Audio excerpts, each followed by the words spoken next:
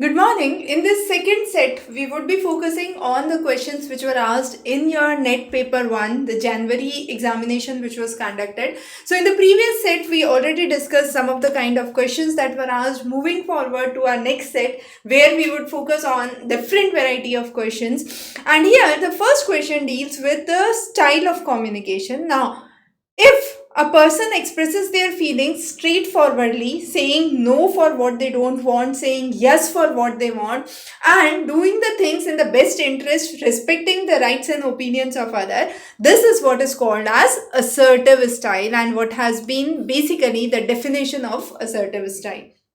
However, passive style is a style where we actually avoid conflict, but at the same time, we want to dominate the picture, or we create some things around which would be notorious, we could say. Then is manipulative. Manipulative is using indirect or dishonest ways to get what you want or to change someone else's minds. The next is aggressive. Aggressive is actually disrespecting someone, being dominating or disregarding the feelings of others.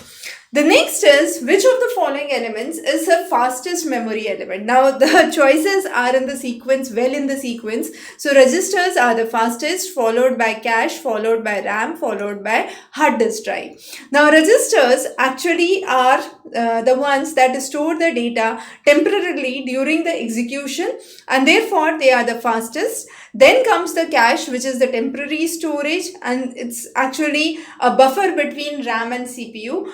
The next is RAM. So RAM is a memory which is slower than the cache and the register, but it's the main memory where the operating system programs data is actually stored. And finally is the hard disk drive, to store the data even when the computer is turned off. So those are the sequence. So among these, the fastest is registers.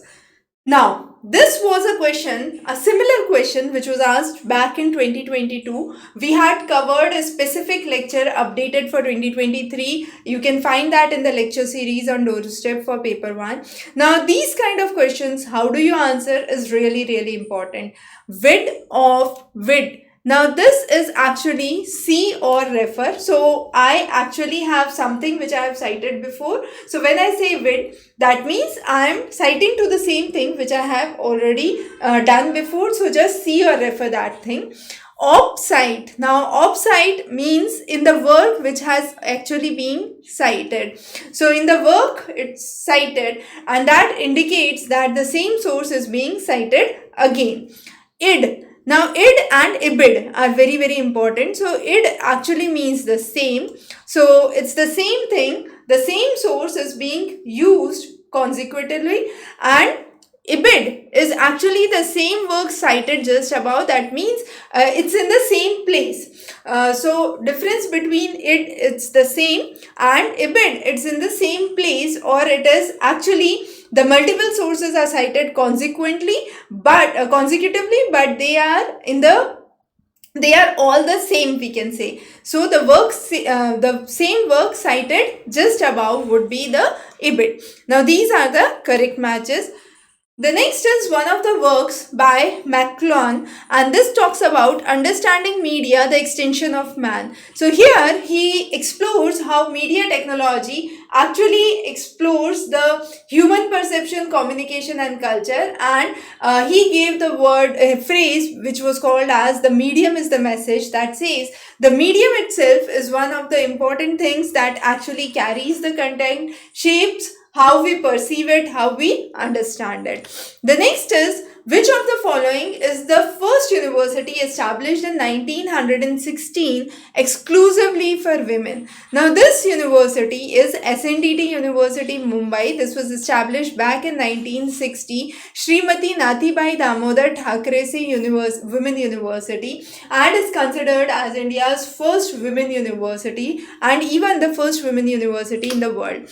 Now the next important thing is the questions that we have been discussing so far are very dynamic in nature. Sometimes they are asked from the contemporary section, but moreover the kind of questions have been covered across the books and the modules here. For more information you can click on the QR code above. And that was for today. We will be covering two more specific sessions where we'll be discussing variety of questions which were asked in the paper 1 January 2025 examination, which would be indicative of your preparation strategy for your upcoming June examinations. So stay tuned. Thanks for joining in. Have a wonderful day.